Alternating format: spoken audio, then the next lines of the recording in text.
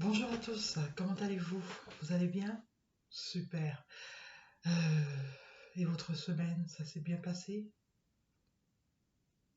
Coup-ci, coup-ça, pour certains, pas vraiment, mais vous êtes encore là ce matin? Eh bien, super. Euh, Courage, courage, ne lâchez pas, continuez votre route, malgré les difficultés que nous traversons, continuez votre route, continuons notre route, ne lâchons pas. Et puis n'oublions surtout pas l'essentiel. Nous ne sommes pas seuls. En nous, celui qui donne la vie est là. Et c'est lui notre force. Alors n'abandonnons pas. Tenons bon. Avançons. Courage à tous. Je veux continuer la réflexion que nous avons commencé depuis quelques semaines. Alors aujourd'hui, le titre de la réflexion sera « Celle-ci t'écrasera la tête et tu lui blesseras le talon ». Alors dans la parole de Dieu, il y a une promesse. Lorsqu'on retourne dans l'Ancien Testament, bien entendu, et c'est là où je dis qu'il y a 2000 ans, la promesse s'est réalisée. L'intégralité de la promesse s'est réalisée. Une promesse a été faite dans Genèse 3, le verset 15, et cette promesse s'est réalisée si la parole de Dieu dit vrai, encore une fois. Voilà, nous suivons ce que la parole de Dieu a annoncé. Alors si la parole de Dieu dit vrai, il y a 2000 ans, la promesse, l'intégralité de la promesse s'est réalisée. Alors retournons à cette promesse qui se trouve dans Genèse 3, le verset 15. Je lis. « Je mettrai inimitié entre toi et la femme, entre ta postérité et sa postérité. Celle-ci t'écrasera la tête et tu lui blesseras le talon. » Je signifie qui? Qui est ce je qui fait une promesse? Pour ma part, ce je représente celui qui nous a donné la vie.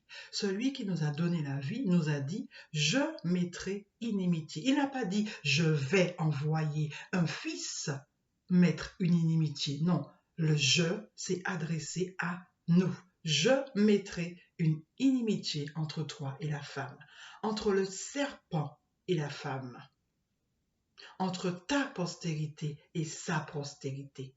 La postérité de la femme, celle-ci t'écrasera la tête et ta postérité va blesser le talon de cette femme. Ok? Une promesse a été faite. Pourquoi parler de tête et pourquoi parler de talon? D'après vous, mes amis.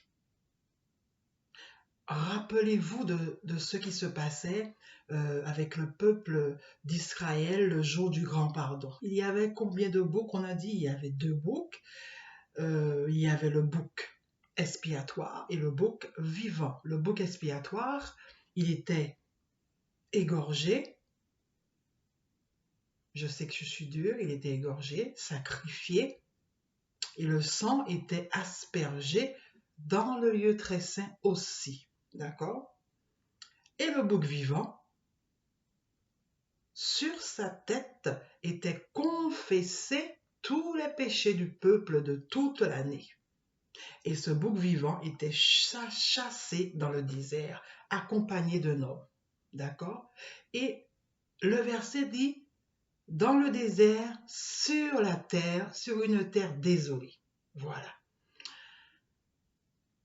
Genèse 3,15 nous dit que la postérité de la femme va écraser la tête du serpent et la postérité du serpent va blesser le talon de cette femme. D'accord?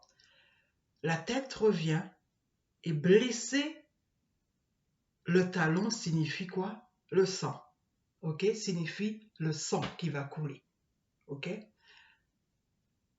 Confession sur la tête, t'écrasera la tête, confession sur la tête, jugement donc, et blesser le talon, le sang, purification. D'après Genèse 3, verset 15, le je, en un moment bien précis, il a promis de mettre une inimitié. Inimitié, vous savez ce que ça veut dire, inimitié?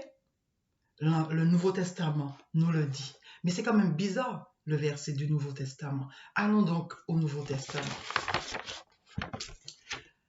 Éphésiens 3, Éphésiens 2, le verset 13 et 14. Éphésiens 2, 13 et 14. Mais maintenant, en Jésus-Christ, vous étiez jadis éloignés, vous avez été rapprochés par le sang de Christ. Car il est notre paix, lui qui des deux n'en a fait qu'un et qui a renversé le mur de séparation, l'inimitié. L'inimitié, c'est le mur de séparation. Mais c'est bizarre, ce verset d'Éphésiens. En Jésus-Christ, regardez bien ce qui se passe en Jésus-Christ. Il a fait des deux boucs un seul bouc. D'accord? Déjà. Lui qui des deux n'en a fait qu'un et qui a renversé le mur de séparation, l'inimitié. Est-ce que l'inimitié était une mauvaise chose? Pourquoi a-t-il renversé le mur de séparation? Pourquoi a-t-il renversé l'inimitié? Je a promis de placer une séparation, de mettre une séparation, de mettre une inimitié entre le serpent et la femme. Et en Jésus-Christ, qu'est-ce qui se passe? Il a renversé cette inimitié. Il a renversé cette séparation entre le serpent et la femme. C'est ce que le Nouveau Testament nous apprend. C'est quand même bizarre. Pourquoi en Jésus, le mur est-il renversé? Pourquoi en Jésus, l'inimitié est-elle une inimitié, une séparation, est-elle renversée? Pourtant, c'est la promesse qui a été faite. Et la promesse, c'est qu'il y a deux représentants, serpent et femme. Pourquoi en Jésus, pourquoi au Nouveau Testament, on ne voit pas le serpent et la femme?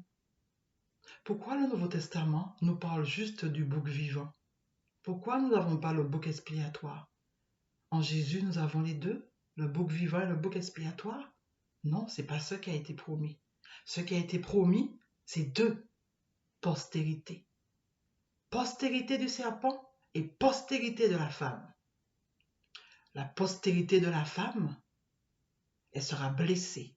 Et la postérité du serpent, sa tête sera écrasée. Sa tête sera écrasée pourquoi? Parce qu'il va porter les péchés. Tous les péchés seront confessés sur sa tête. C'est ce que ça veut dire. Celle-ci t'écrasera la tête. Tous les péchés seront sur ta tête.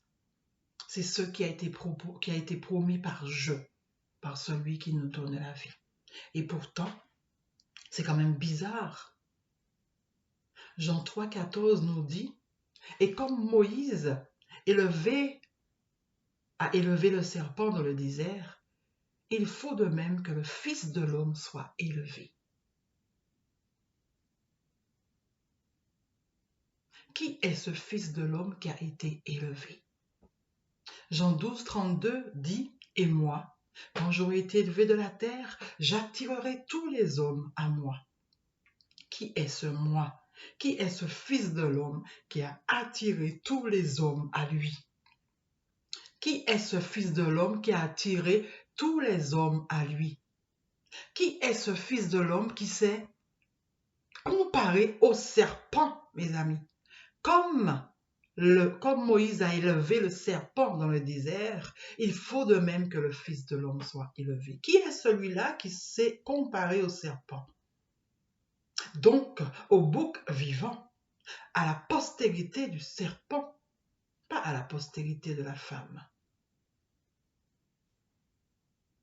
Quand j'aurai été élevé de la terre, j'attirerai tous les hommes à moi. Abel a sacrifié un agneau.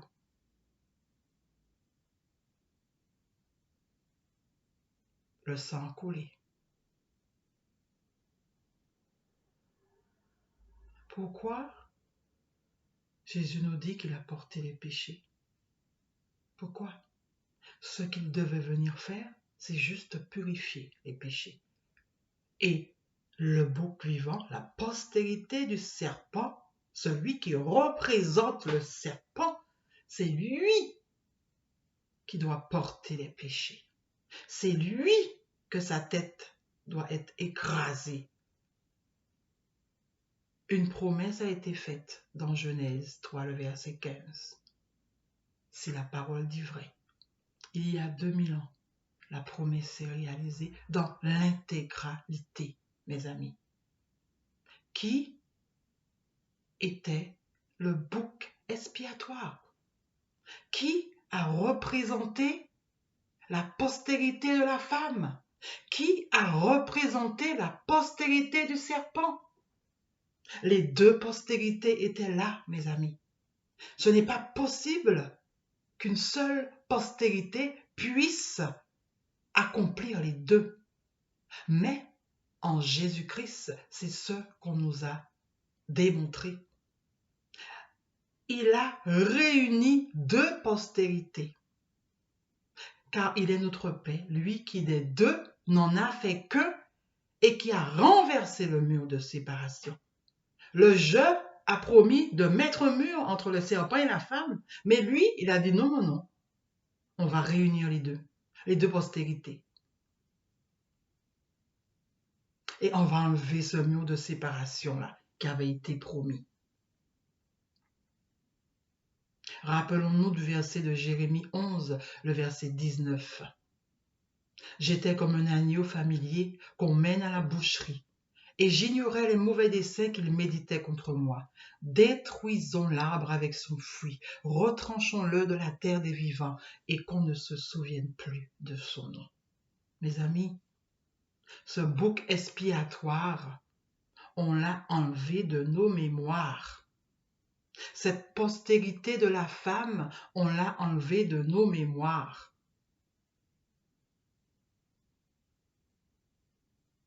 Et l'histoire a gardé la postérité du serpent, celui qui s'est comparé au serpent.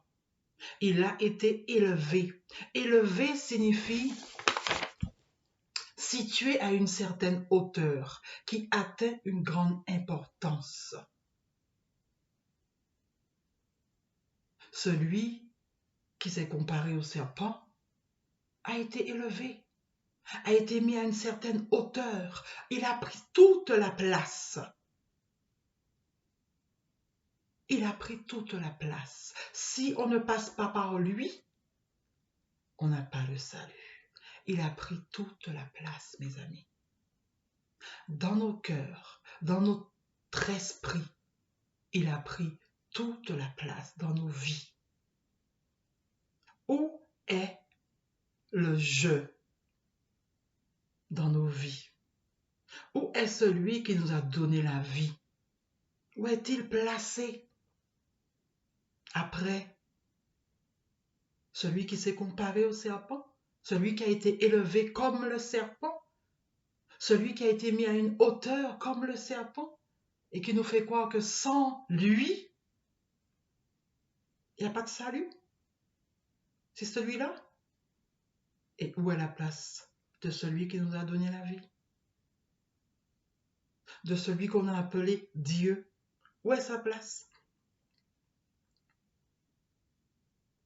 Une promesse a été faite dans Genèse 3,15. Je mettrai inimitié.